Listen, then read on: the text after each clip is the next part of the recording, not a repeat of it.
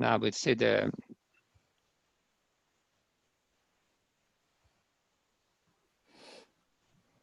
Okay, we got. Should I come off share now? You can, yes, if you would please, yeah. We got new share. How do I pause share?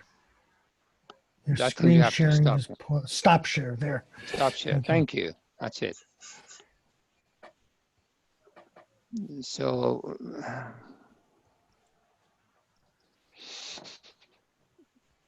Hello, everyone. We are just waiting for others to join, and in a couple of minutes, we will go live.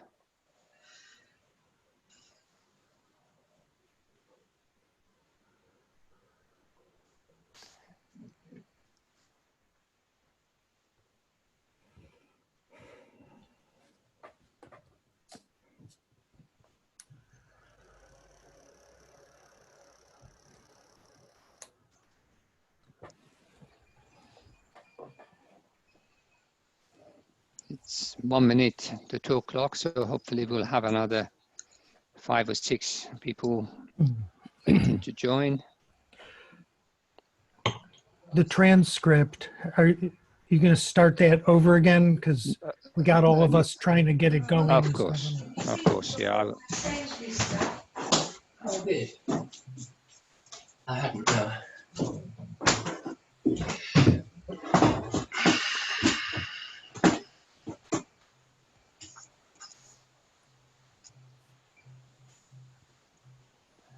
Okay, now we're getting there. Thank you very much, everyone, for your patience. I shall start this session. Good afternoon, everyone. My name is Nasser Siabi. I'm the CEO of Microlink. I'm sure some of you know me, and if you don't, you're fortunate. So I welcome you to this session. It's our first webinar with a CPD webinar. We want to do more of this, and hopefully in the future there'll be much bigger communication around this area. Today's subject is about something I found extremely fascinating. It's a product which we've been using for many years. It's been approved by DSA for a good 5-6 years to my knowledge, but little known about. There are a few people who recommend it, but I came across it a few months ago when I started introducing this to our corporate clients. And I saw some of the amazing results from people who actually were very poor readers. And I decided maybe we should look at this a bit further. My goal in life is really, it's not just to help students graduate from university. It's actually getting them to become independent when they join the world of work. And I know from the employment side, many of the disabled students coming out of university don't actually ask for help. They're worried about the implications, so they go without any support, which is not a very good thing. They underachieve and progression is very slow for them. So this is one of the really good products to start our series. For today, I've invited 2 distinguished guests. That is Ron Cole, who is the developer of this technique. Really, he will tell you all about it. And we've got our good old friend, Dr. Ross Cooper, and he is the chair of the SASC and also Achievability, which is the all parliamentary party group for neurodiversity. He's also run an MA course in dyslexia in London South Bank University. So I'm sure most of you, in fact, you should all know Ross. Just before we start, a couple of housekeeping. I will be recording the session today because some people who can't attend it, they might be able to use it. And also the other point is you have captioning, closed captioning. Everything we do, we really want to bring the culture of accessibility. So we've actually allowed captioning here. And if you go to the bottom of your screen, there's a closed caption button. If you click on that, then switch on the subtitle. Having said that, I would like to hand over control to Ron Cole, and over to you, Ron. Thank you. If you have any questions, by the way, raise your hand or put a question in the chat, and then we will deal with it, and I will give you an opportunity to ask questions later. And thank you very much. Ron, over to you. Thank you, Nasser. I'm going to see. There. Okay. Hi again. My name is Ron Cole. It's a pleasure to be able to speak and interact with you today. Hope everyone's doing well in the lockdown thing we're all going through together. So I'm going to walk you through sort of a little bit of the history of super reading, how it came about, pardon me, and how it sort of developed over the years into something that has come to the attention of people like Nasser, who do get excited about the possibilities for this sort of human technology. So first, just so you know that most dyslexic students graduating super reading become better readers than their non-dyslexic peers. And this was something I started noticing. I launched the course in 1995. I'll get to that in a minute, but it wasn't long before we had a lot of dyslexic adults coming through the course, and we'll get to that in a moment. Also, it's important to understand that the dropout rate among super reading graduates in university is virtually zero. This includes law schools and just about anywhere you can imagine, because they do brilliantly and get the highest grades and cut their study time. So I developed it in 1994 into 1995 when I was living in Silicon Valley, San Jose, California. And the first big client I got was HP. And they were a wonderful company to work for. And they immediately took to the course. That was in early 1996. And I think it was in the second course I was teaching, we got our first dyslexic person in there. Her name was Nancy, and we can provide you with her testimonial. She began the course with the lowest reading scores in the group of 25. It was mostly engineers and managers. And she ended up 5 weeks later, 35 days later, with the highest scores in the group. And when she announced that she was dyslexic, there was literally a standing ovation, and everyone just really backed her up on that.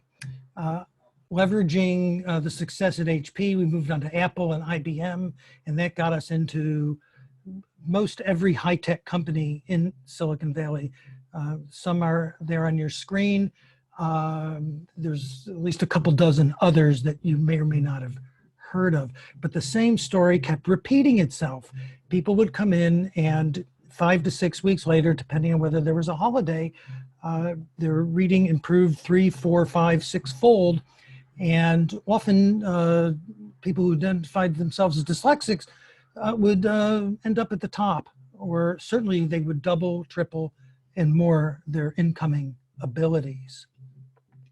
Then in 2005, 2006, I moved to the UK, and I decided at one point that it was probably important to find out more about this thing called dyslexia.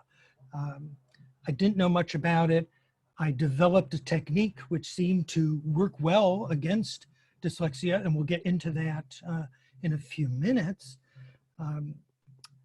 But I started asking around, and who in the UK was an expert on dyslexia, and most everyone pointed me to Dr. Ross Cooper, who at that time was at London South Bank University. So this was around 1997, I believe. And Ross, I'm going to ask you to talk about this in just a moment. I called Dr. Cooper up and explained my situation, and he was very polite and very gentlemanly, and basically told me that probably these people that I had been dealing with, even though there was at least a couple hundred of them, were probably not dyslexic, but just were poor readers and thought they were dyslexic, because the literature said that the results we were getting was impossible. Ross, could you just comment on that for a moment, and what do you recall from those days? Oops, I think you're I'm muted. There we go. there you go. Okay. Yes, indeed. I remember very well Ron phoning me up out of the blue and making these outrageous claims for a reading course. And I thought, well, you know, it's kind of interesting. At least there wasn't any phonics in there, you know, and I thought, well, the least we can do is test it out. So I did it really just out of curiosity and I suppose almost politeness. You know, I thought, let's test it out. What can go wrong, and then we can see what's really happening. And I didn't think any of the claims like doubling reading effectiveness and in 2 months, things like that, were possible. I'd never seen any intervention be anywhere near that effective. So we piloted it, and there were, I think, 4 dyslexic staff and 12 dyslexic students, something like that. Yeah. And some of these students had never read a book. I mean, they're reading, and English was their second language for a number of them. And I thought, this is going to be a disaster. You know, it's just not going to happen. And to my absolute amazement, not only did my reading effectiveness more than double, but everyone who did the practice reading effectiveness double. We had one student with very severe auditory processing difficulties. She was one of the youngest ones on the course. She was just 19, and her reading effectiveness went up 14.5 times. I mean, just extraordinary, unbelievable. I've never known any intervention to come anywhere close to this. So I got very, very excited, and that's really the start of my story with super reading. Yes, thank you, Ross. Those were heady days, I suppose. Now, just to be clear, I called Dr. Cooper several times before I had a couple of law students at City University Law in London who came to me with documentation from assessors. And then, if you remember, I sent that to you, and that's what sort of broke it through. That, you know, you saw that and figured, well, you know, something must be up with that. And of course, that led to your efforts getting super reading into many universities here in the UK. And of course, the program was successful in every single one of them. Many, I believe we had more than one course taught. And then of course, budgeting and everything was always a problem. But, and then I think it was around 2013 or so where the University of Milan, Francesca came from Italy to take the course from you in London. And that really started off something very special as well. Maybe you could just talk to that for a moment, please. Yes, I'd been at a conference in Italy. I was invited to speak about the social model of dyslexia. And as part of that talk, I mentioned super reading as being a demonstration of the fact that if you can improve your reading that dramatically, that quickly, then dyslexia can't be a reading problem. It must be a teaching problem. And she picked up on that and asked me about it. And she flew over weekly to a course I was running to train people to teach super reading, and stayed with me in London, and then set up courses in Italy. And that's gone from strength to strength. I think she had an advantage in that Francesca is a professor of translation. She translates Italian into English and other languages. So she had students who could translate the materials and also make sure they were culturally relevant to Italy. So we were very lucky with that. And then on top of that, because she's part of a wide university network, she could link up with all kinds of researchers doing things like eye tracking and computers and all kinds of things. They've got a new reading test for adults in Italy, and she was able to find out about how our students did on those tests and various things. So it's been fantastic, really. We've been able to work with our Italian colleagues. Yes, and they just released their second study. First was a 5-year study where I believe all of the graduates of Subri achieved higher scores than the non-dyslexics. Mhm. Is that correct? Yes. Okay, Yeah. great. So here's some heat maps and things like that. Perhaps you could talk to us about what these mean. Yes, indeed. I think the sensible place to start is actually at the bottom right here. Sure. This is review reading comprehension, and it's just the comprehension score, not the speed, the comprehension. And the bottom here is this is after previewing and reading and then reviewing and then doing the test again. And you'll see that at the beginning of the course, dyslexic readers were getting a score of 77%, and non-dyslexic people were getting a score, these are mean scores, of 86%, and that was the difference. Now at the end of the course, the dyslexic mean comprehension score is 89, which is higher than the original non-dyslexic comprehension, and the non-dyslexics have also gone up, but only slightly. So you can see that between 91 and 89, it's very, very similar.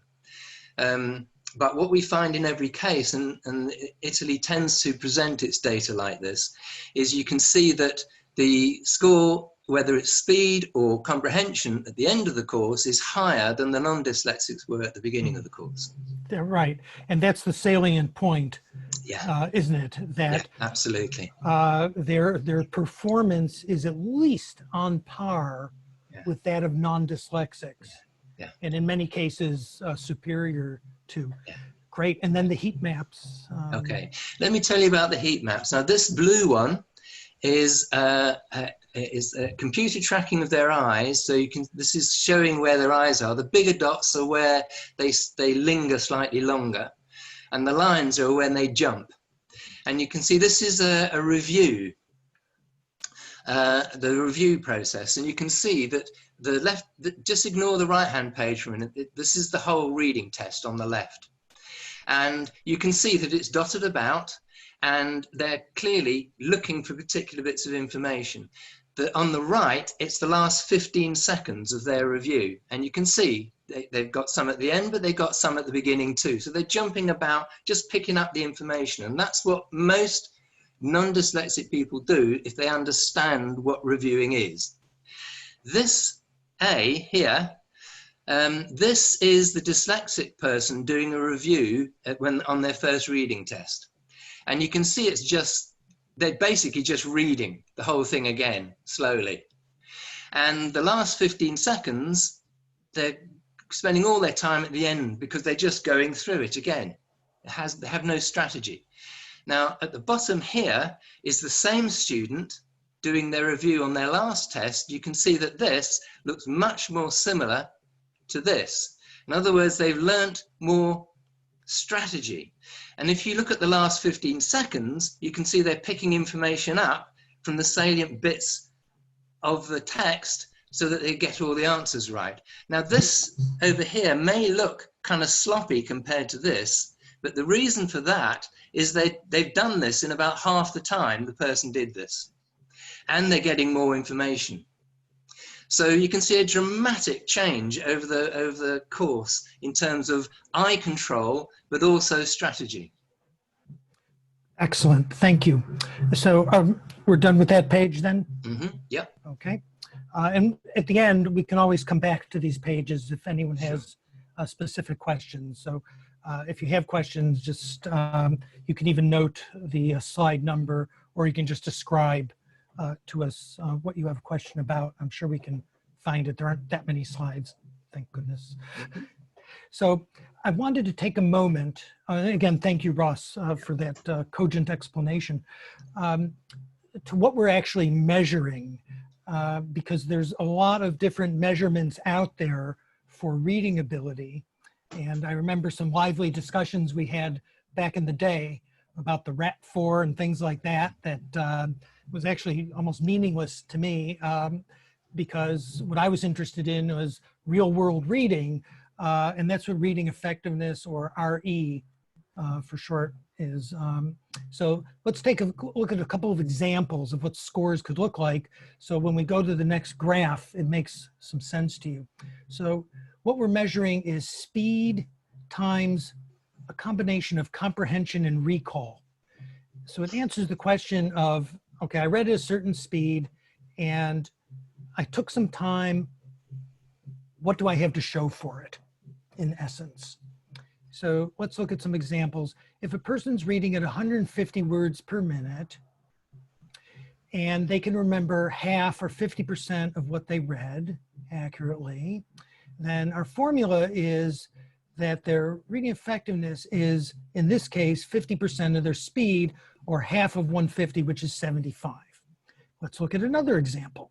Let's say we ask them to, if this were their normal speed, reading some text, if we said, okay, now try to read twice as fast and see how you do. So if they clocked it up to 300 words per minute, we would expect that their comprehension would go down, because the faster we read, in most cases, the worse our comprehension is. And hopefully you all agree with that. If you have a question about that, we'll take that at the end. But this is what we found, is that when you read faster and faster and faster, you can't handle it after a certain speed, and it goes down. So here, 20% of 300 is 60. So we would see that the reading effectiveness score would drop the faster they read. If we asked them to double it again, they would hardly remember anything. And that would yield a score here. 5% of their speed, 600, is 30. What are we expecting at the end of the course, or at some point in their near future?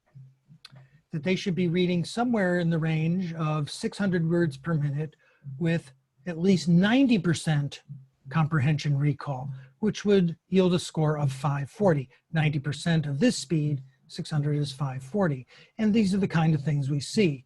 And sometimes we're seeing scores that are much higher.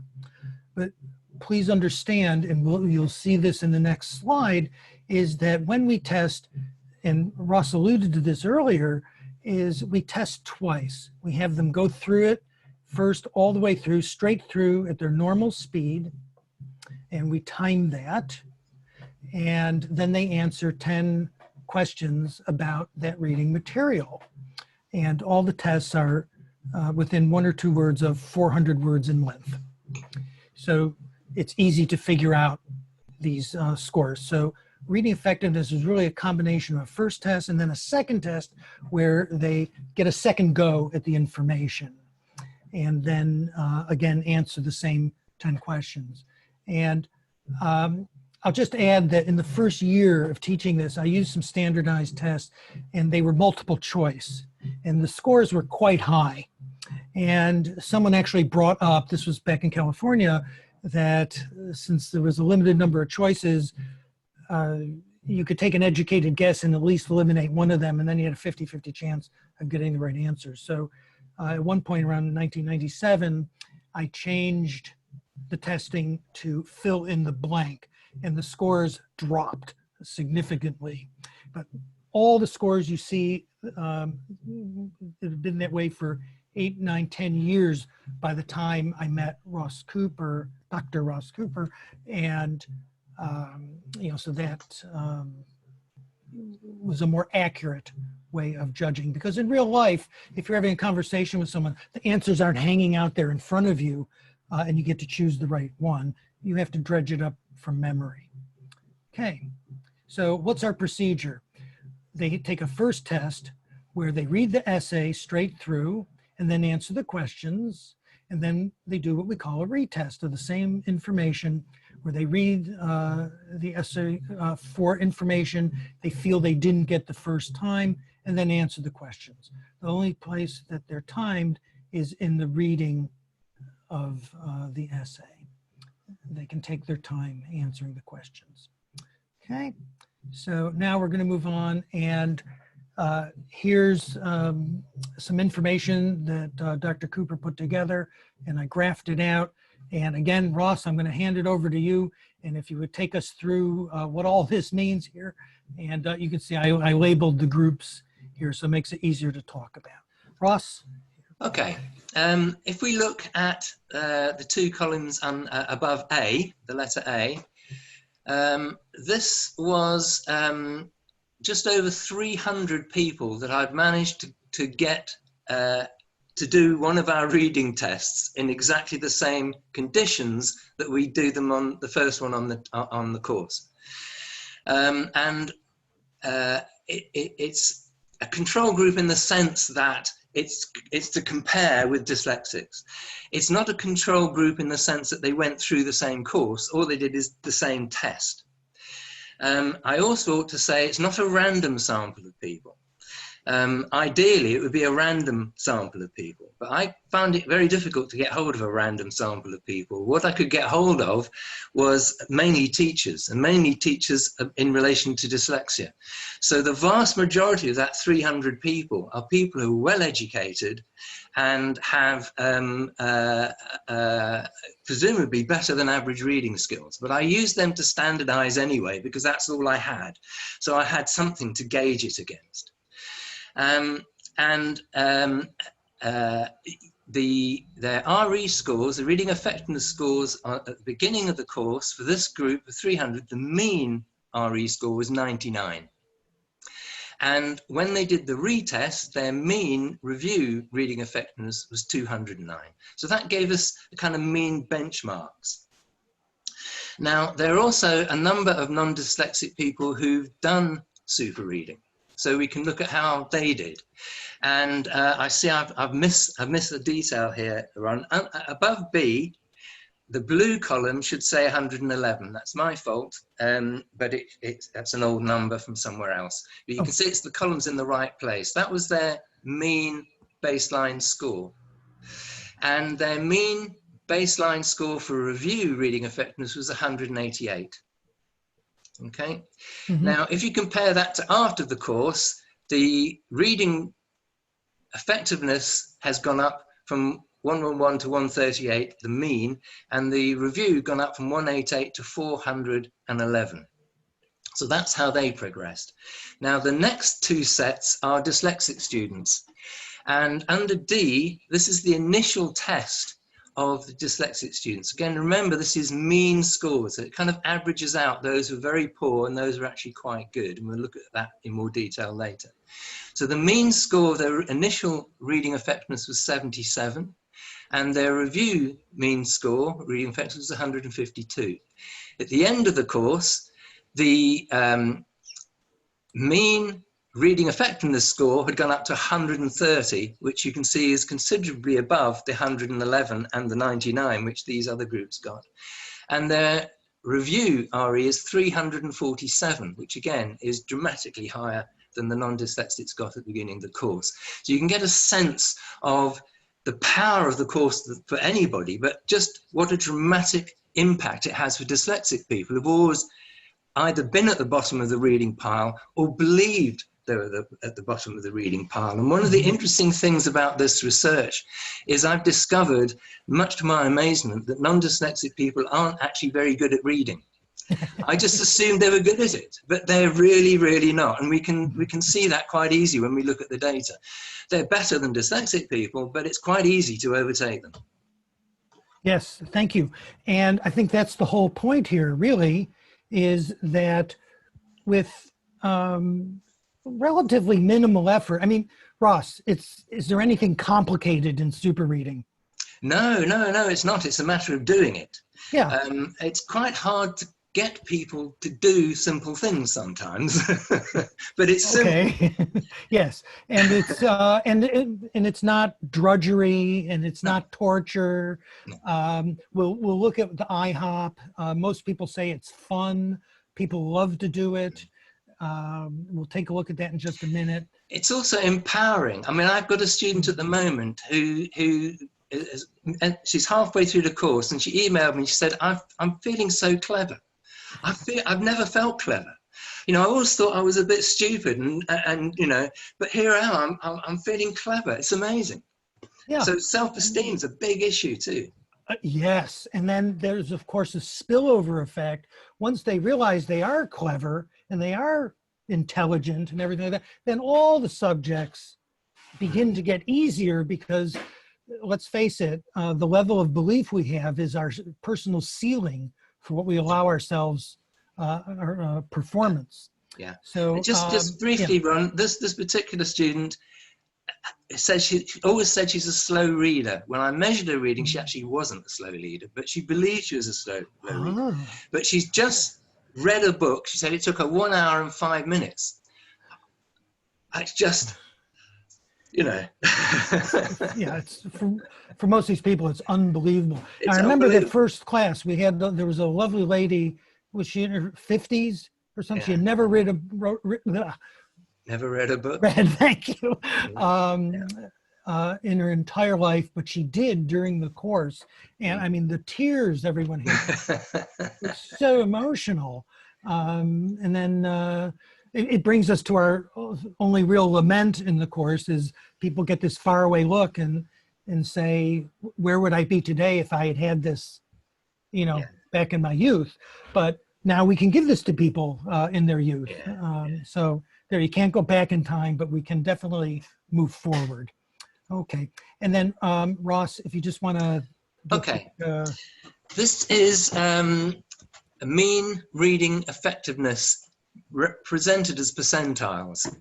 So I should explain this. The blue column is non-dyslexic people, and their reading effectiveness is better than 50% of the population, and therefore, by definition, worse than 50% of the population. It's bang in the middle, which is what you'd expect if you have a symmetrical sample. So that's how we standardize everything, about looking about their averages in the middle. So how does it all fit around that? Now, the red column is the dyslexic readers on their first test, so before they've done the course. And you can see that on average, they're better than about, I think it's 27% of the population, but by definition, therefore worse than 73% of the population. Again, this is mean scores, hiding a huge range in there. Now, the green column is dyslexic super readers. They're not just any dyslexic super readers, they are the red students. Their mean score at the end of the course is better. Here it was better than 87%. 87, yeah. That is just, it blew my mind, basically. Yeah. And if I remember, this is better than 87%. And this was the non-dyslexic professors teachers that they were up against. Yes. So not just anyone. No, up against skilled readers, although it turns out they weren't quite as skilled as I thought. Yes, but nevertheless, better than most. Some of the best in our society, right? Okay. Yeah, absolutely. All right. So what I want to do is I chose, we obviously have hundreds and, well, thousands of testimonials, and there was one from someone at LSE, and if you'll bear with me, I'll read through this. Instead of giving you 10 or something, I think this gentleman sort of sums it up for many groups. So here we go. You also missed the first class. This is a group, and you missed the first class, and you still... Amazing. Okay, so here we go.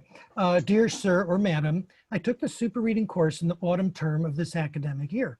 It has made the most radical and fundamental change to my learning and my life of any support I have ever had. I was completely illiterate until I was 13. I'm academically successful, and until super reading, this was always despite my reading speed. Now, thanks to the new way I learned to read, my reading speed and retention reflect and enhance my academic strength. The other week, my class was set some reading to do in class. When I started reading, a classmate asked me, "Can you really read that quickly?" I had to step out of class for a moment. I didn't get this at first, but I realized that emotionally, it really hit him at that moment. Yeah. Yeah, he was in tears. Yeah, and I understand.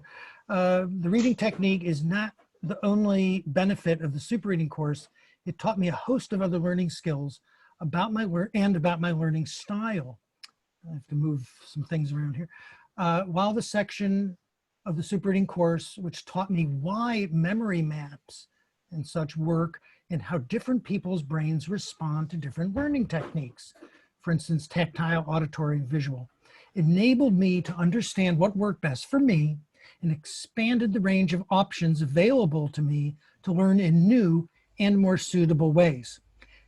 I cannot stress enough how this course has changed the way I learn and changed what I think I'm capable of. Super reading stands better in comparison to any other support I have had. I went to a specialist dyslexic school from the age of 8. It was a boarding school of only 50 children and had intensive teaching. And while this helped me in many aspects when I left at 11, I was still illiterate. I attended another university in my previous academic year, which I dropped out of, partly because they supported my learning difficulties so poorly. I got a new laptop, but aside from that, all they did was offer me fancy software for my laptop. This helped, but it was a way to cope with my neurological diversity, whereas super reading taught me a new skill set that allowed me to completely bypass the most substantial difficulty in my learning, my processing speed. I could never afford to take a super reading course.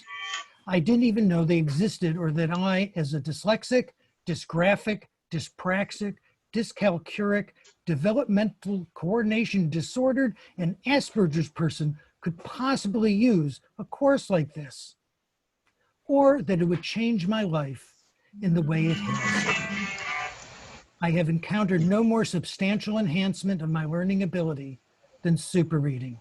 Please continue to fund this program. Yours faithfully, Leo Glasspool, blah, blah, London School of Economics.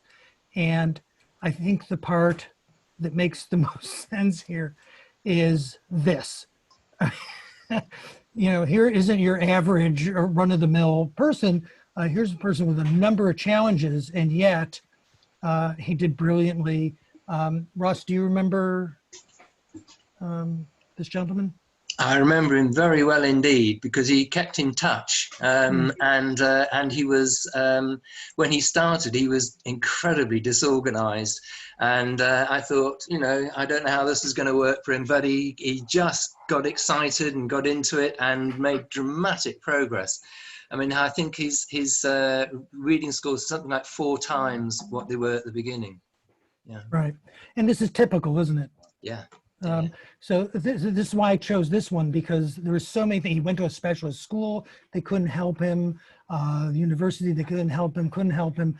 And I've seen this with hundreds of people where nothing else helped, but they come into super reading and it's all you know, roses and rainbows. Yep. After that. And here we have University of Greenwich, I believe. Okay. This is the 4-day intensive. Take it away. Okay, yeah, I was asked to come and do a course at Greenwich University, and the course was organised normally over 2 months to give people time to do the practice. And they said, yeah, we want you to come and do it, but you have to do it in our reading week. And I thought, well, I can't see how I can do that. I can't see how we can fit in the practice. And they said, well, it's that or nothing.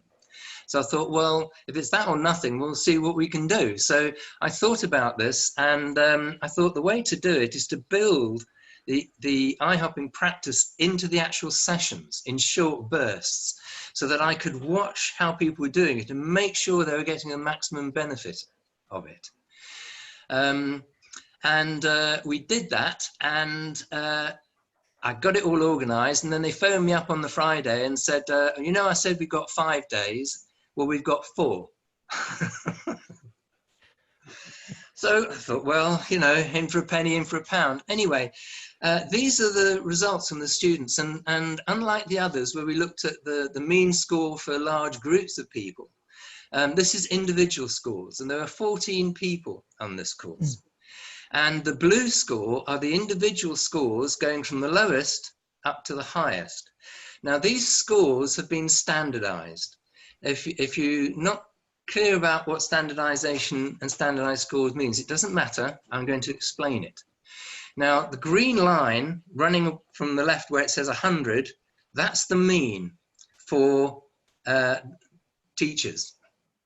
The orange lines above and below it describe between them the average range, and we'd expect 2/3 of the population to fall into that range. Now, if you look at the blue scores going up from very low up to really very high, we have 2 dyslexic students here who are reading incredibly well. And that isn't always, I mean, it's unusual to have 2 in a group, because their reading their reading effectiveness is in the top 0.1%. You rarely get that at the beginning of a course, but then of course going down, if we get below 85, that's normally when reading difficulties are triggered in reports saying we've got an issue here. And we can see that most of the blue lines, columns, are below the 85 mark. And in fact, a larger group are below the mean, but some are within the average range and some above.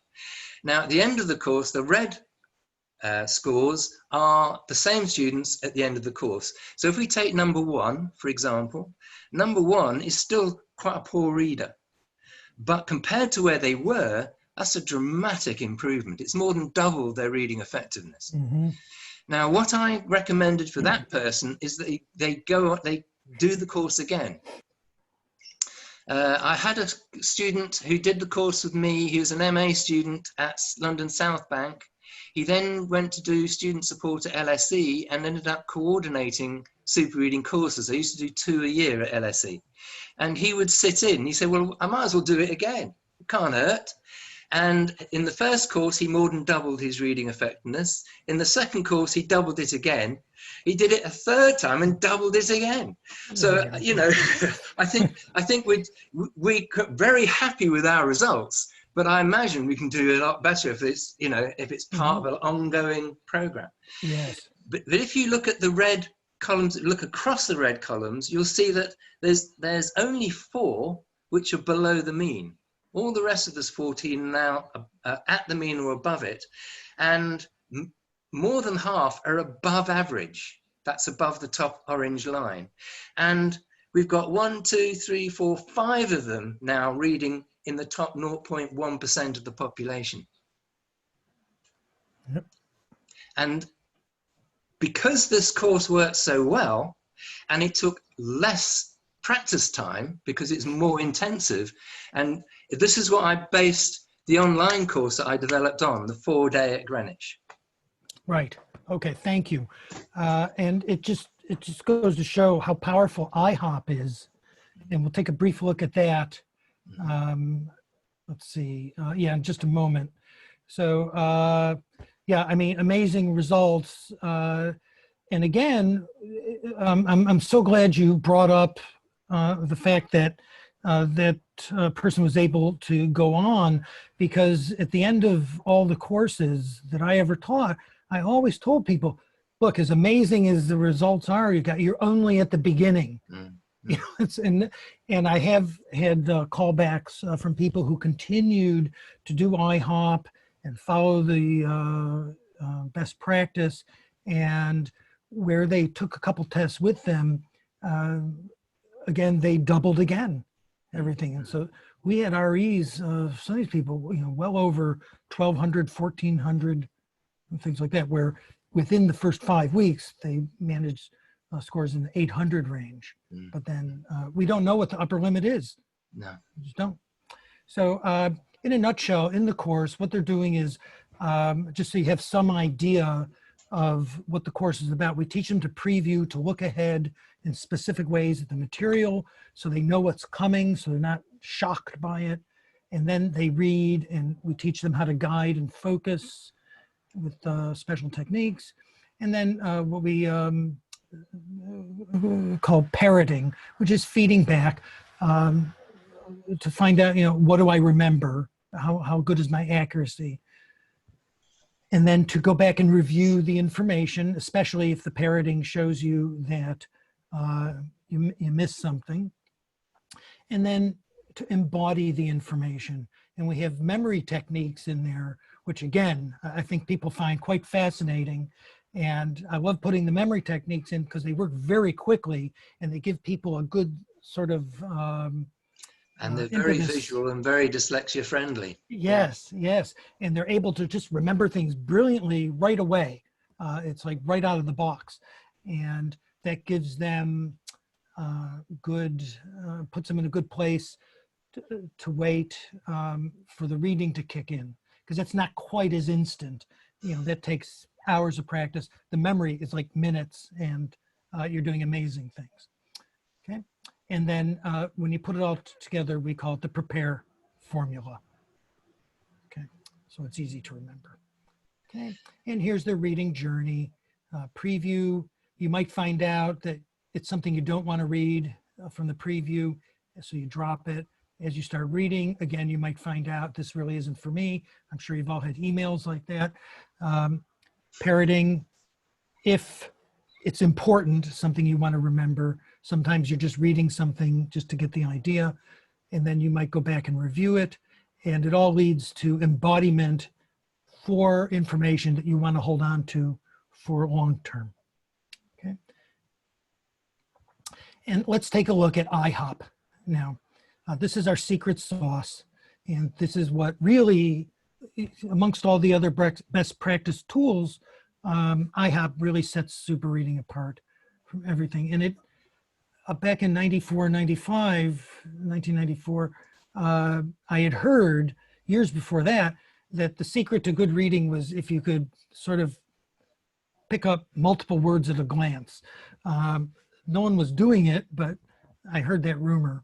So what I ended up developing was this, where people are hopping or bouncing from word group to word group, if you can see my little mouse cursor, and they might start off very slowly like this. But what happens with a little bit of practice, an hour or two, in some cases, you're getting faster, faster, faster, faster. We always put comprehension first. Comprehension is king. You never read without comprehension, and we give you the tools to have high comprehension. So what happens is you get going faster, faster, faster in the 2-word, and then you graduate up to the 3-word, where again, you're going faster, faster, faster, and then you master the 3-word IHOP, and you move on to 4-word, and sometimes people slow down significantly going to the 4-word, but that's only because we're keeping comprehension first. Speed comes along because of the IHOP.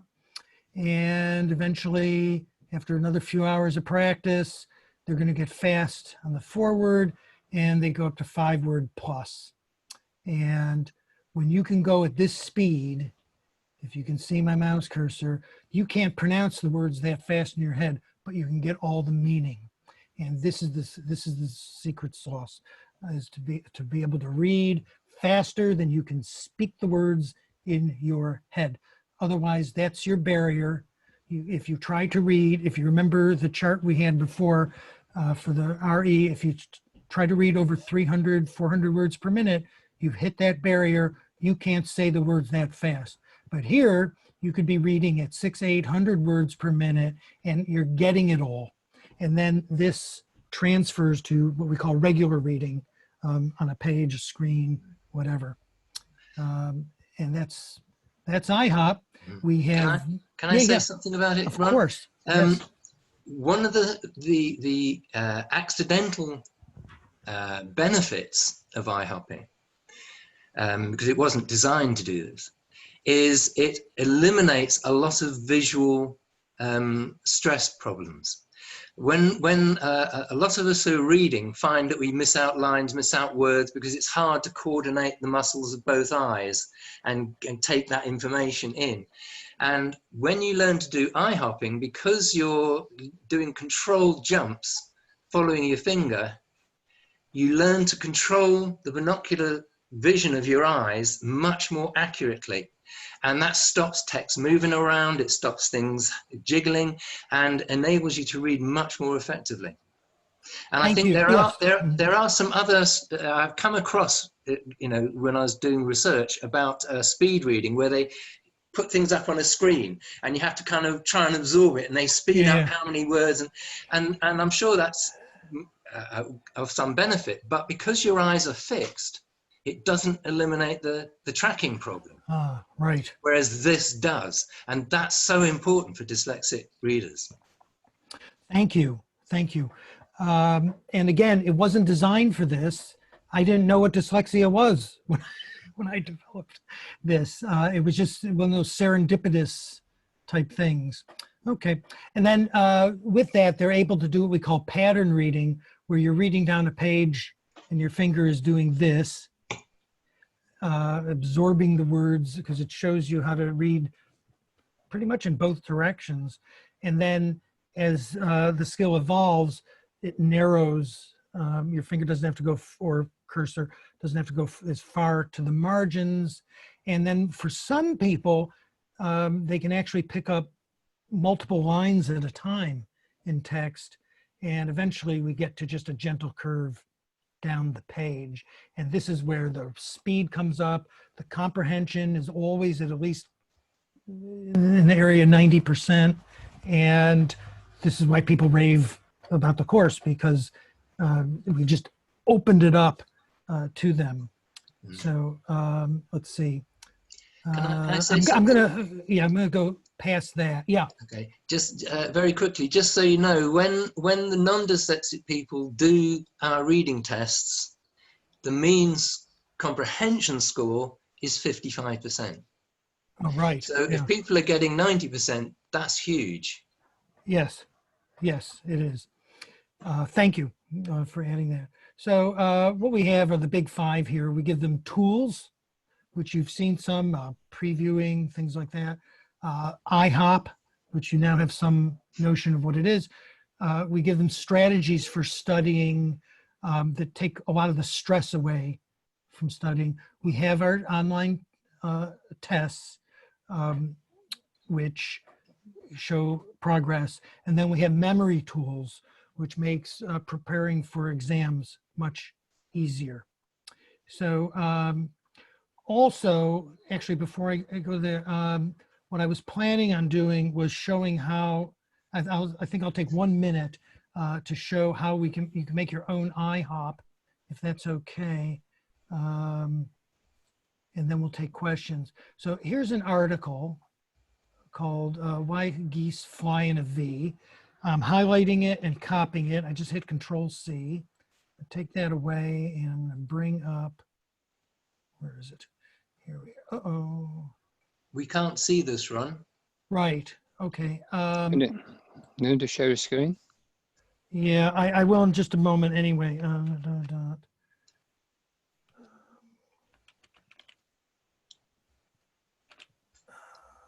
I had this all prepared. I don't know where it's gone. Oh, wait a minute, maybe it's here. Oh, I lost it. Okay. Where are we now? Am I sharing or not? Not yet. Okay.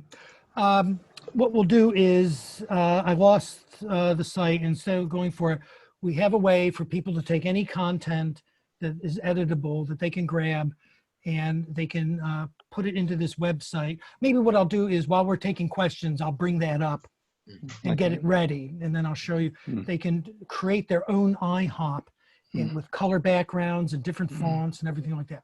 So do we have any questions? Okay. Well, while we're waiting for the questions, I must just give you a story. One of my commercial clients is a really successful businessman, organizes huge conferences and summits for governments. And he's really dyslexic. And he said, I always hated reading. But, you know, he said, but that's one of the things that really helped me up in my life. But nevertheless, he's very successful. So when I introduced him the IHOP or the super reading, initially he was quite, you know, reluctant to try it because he's a busy man. Yes. I think the next time I spoke to him, about 2 weeks later, he says, it's unbelievable. He said, I used to go swimming. I used to flap around and get tired, and I couldn't even finish one length. My wife told me, what are you doing? That's not swimming. So she told me how to swim properly. And now I glide and I can do 200 lengths without getting tired. Exactly how I feel about reading now. Since I've met Ron, have done the course, it's just unbelievable. So much pleasure I'm getting out of reading. So this man is obviously, he was good, he's going to be super good.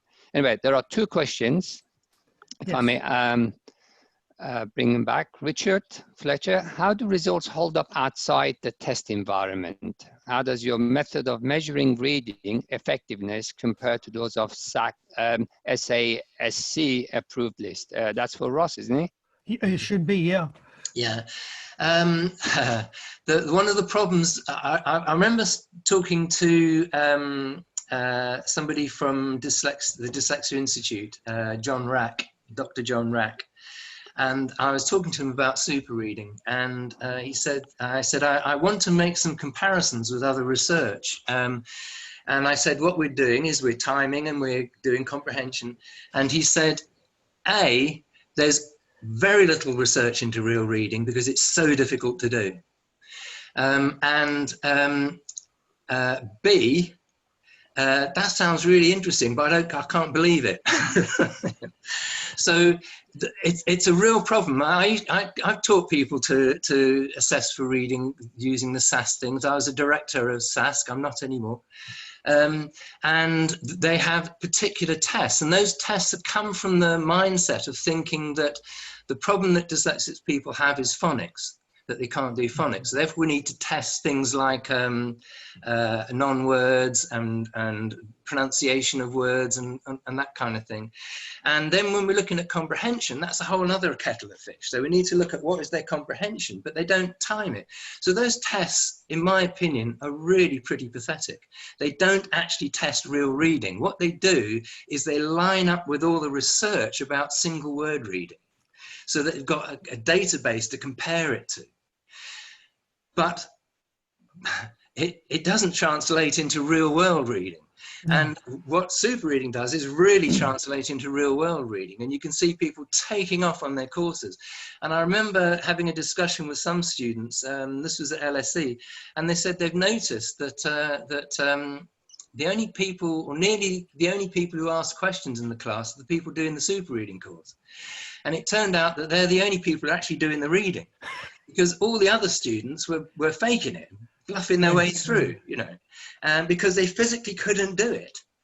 Whereas our dyslexic super readers learned to do it. So yeah, there is a mismatch between what we're doing, which I think is much better than the normal tests you get. Yeah, sorry about that, Ross. In interest of time, second question was from Sheila, Brian, and she was saying, does color help with reading? Well, yes. Well, Ross, you can talk to that. Yes, indeed. I mean, clearly a lot of people find that color stops text moving around and reduces visual stress, and that's really important. And we encourage people, when we first ran the course, I felt we shouldn't be printing any materials on bleached white paper with black print. And I went to some length to do like different colored backgrounds and things. And then we began to realize that those people who needed a colored overlay were much better with white paper, because it's the right color then. And we also found that for a lot of people, myself included, the eye hopping eliminated the visual stress problems anyway.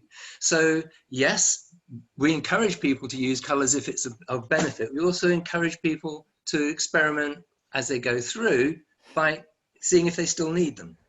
And two questions, Simon, Willie, and he was asking if this is could this be recommended in place of study skills, because the SFE won't like duplication. So this is an ongoing issue, and when I designed the online course I designed, it was designed specifically for dyslexic people, because if the DSA consider this to be a general study skill, then they won't fund it. They'll say that's up to the university to fund, like any other study skill. So that's always been a tricky thing to get right, and so far we've managed it. I mean, they did stop us running courses because suddenly they stopped funding group courses, and they'll now fund the online course. But if they see it as a general study skill, then they won't fund it. Right.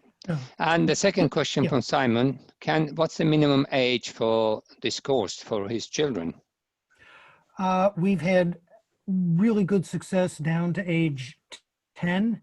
We've had maybe a handful of 9-year-olds over the years that seem to be doing well with it. Below that, we don't have really any data. In the course, in the online course, there's a whole section devoted, several paragraphs for parents, of how to initiate these skills with those 9 and younger. It can't do any harm. My guess is, from what I've seen, they'll become the best readers in their class, probably their school for that age and maybe a year old or something like that, even with just the basic skills. The question is, can the brain of an 8-year-old or 9-year-old handle 5-word IHOP?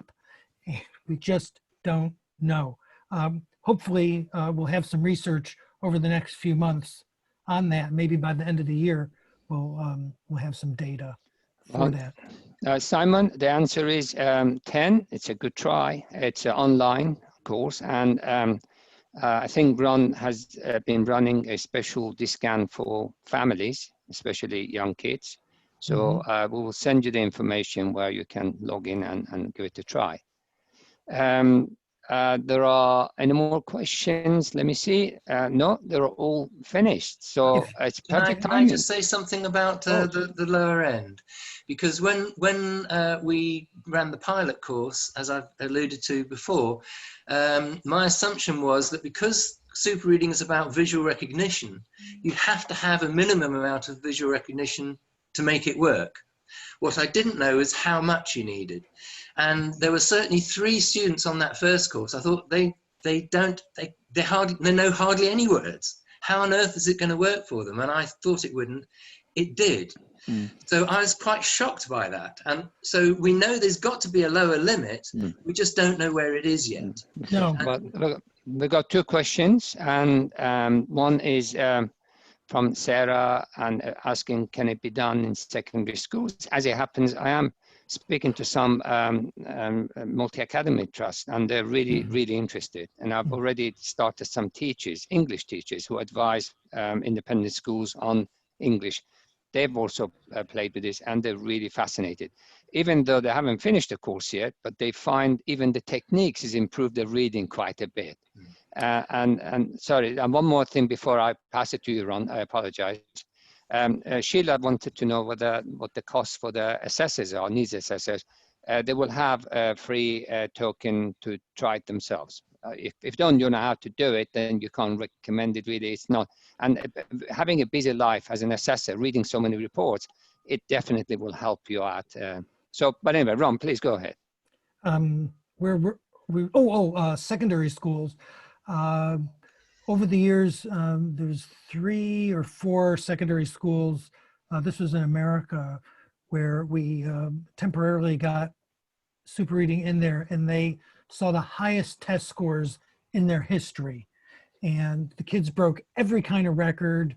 We have a testimonial PDF, and you can read about there. I'm happy to send that to you, and you can read several accounts like that, where it was just off the scale. Again, people don't even know how to measure this, because standard reading tests don't even come close to the effect that super reading has.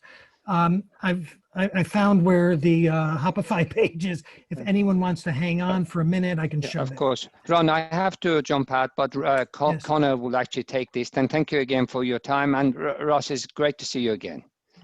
See you Thanks, again. Nasser.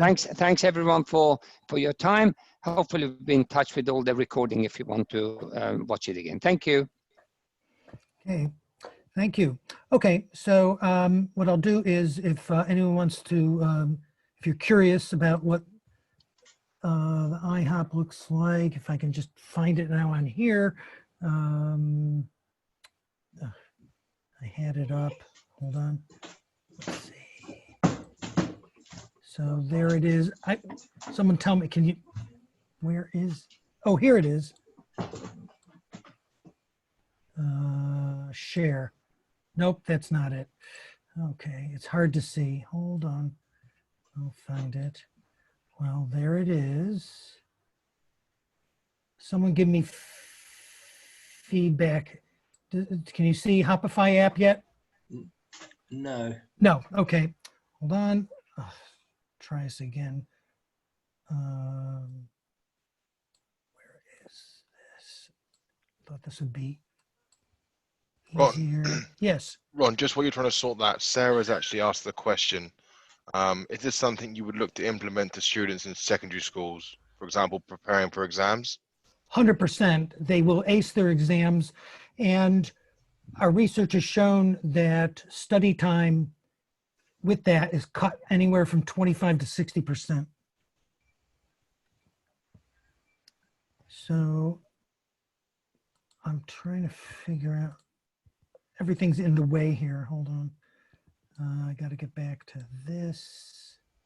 No.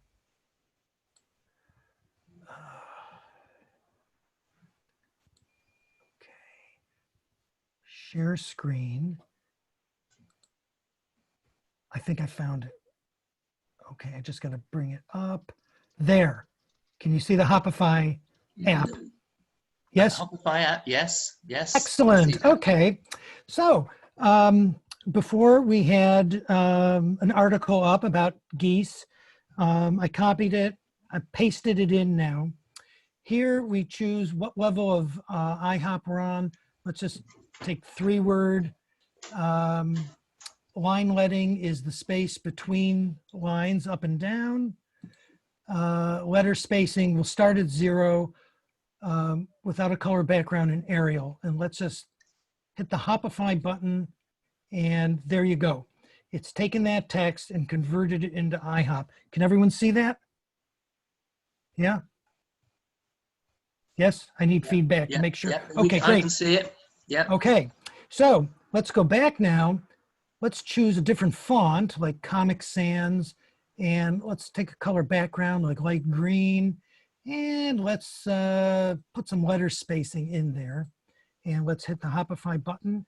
And now we've got a green background, we got Comic Sans, and we have more space between the letters. If that helps anyone, we can also increase the space between lines, and we can change this gap to be very narrow to very wide. It can take large amounts of information in the same time, just create this. This prints out, or you can just read it off the screen and do it that way. It'll do whole books. Yes, although what I would say is you're better off doing a chapter at a time, because somewhere between first and third or fourth chapter, you'll move up a level.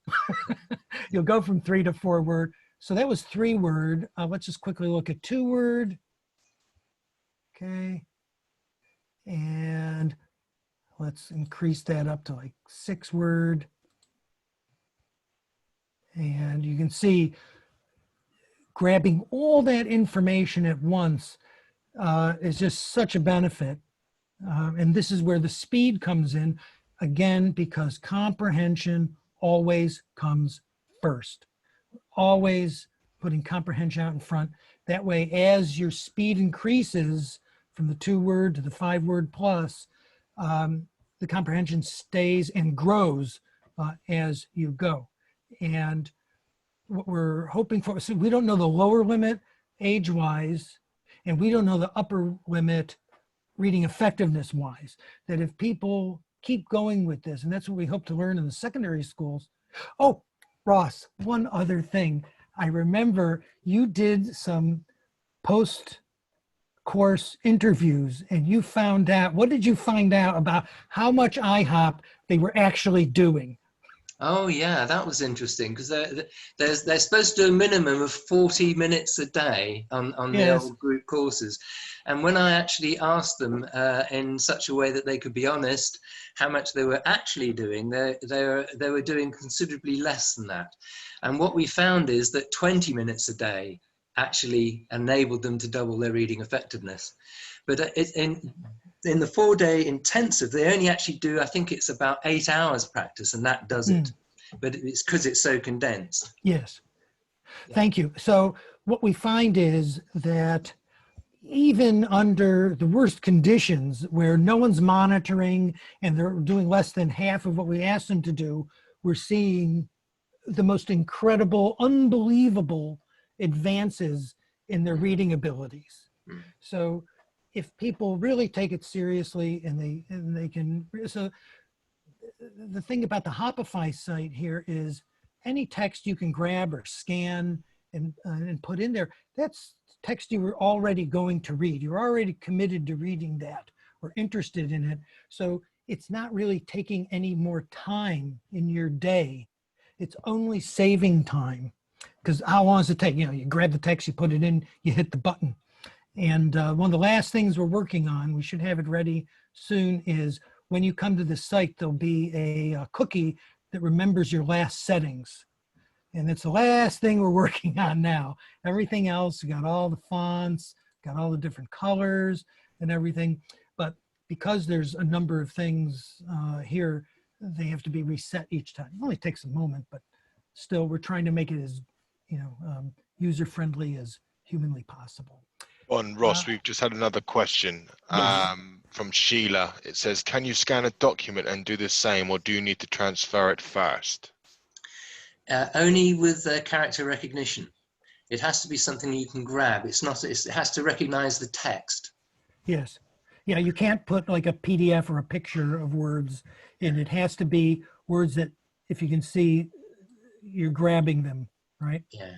Okay, like here, well, I guess I can grab those, but you know, you have to be able to edit. It has to recognize them as characters, otherwise it can't do it. Right. So it has that limitation, but it's still a load you can do with it.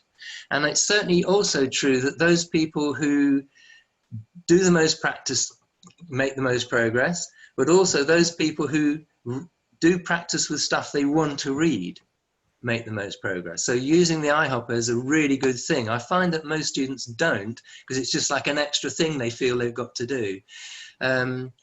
But nevertheless, it's a fantastic resource.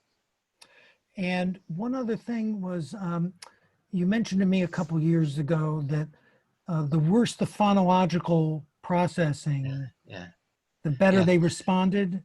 Yeah. The people who have problems with phonics do the best on the course, because it just circumvents phonics. That's fantastic. And you see dramatic progress. I mentioned the woman who had 14.5 times higher reading effectiveness. People with visual processing difficulties make dramatic progress, but it tends to be slower at the beginning because they're having to overcome visual disturbance when they're reading, and that's a process, so it takes a bit more time. And we flag that up for people because we can see that happening, and try and reassure them that actually it's fine, this is what we expect, and it'll be great, just keep going. Yeah. And I think the toughest part really is to keep people going, because when people do the reading test, there is a natural fluctuation in scores depending on prior knowledge, how you're feeling that day, all kinds of things. So you get scores naturally going up and down. If it just so happens that their reading effectiveness has gone up, but that day their score goes down, that can be really quite what's the word, Ron? Oh, looking for off-putting, you know. Yes. And they need a lot of reassurance, and some people don't come back to it, but it's really important that they do, because they're going to benefit from it. And the reading effectiveness score, although it's the best score I think anyone's come up with about reading, is still an estimate because of the nature of reading.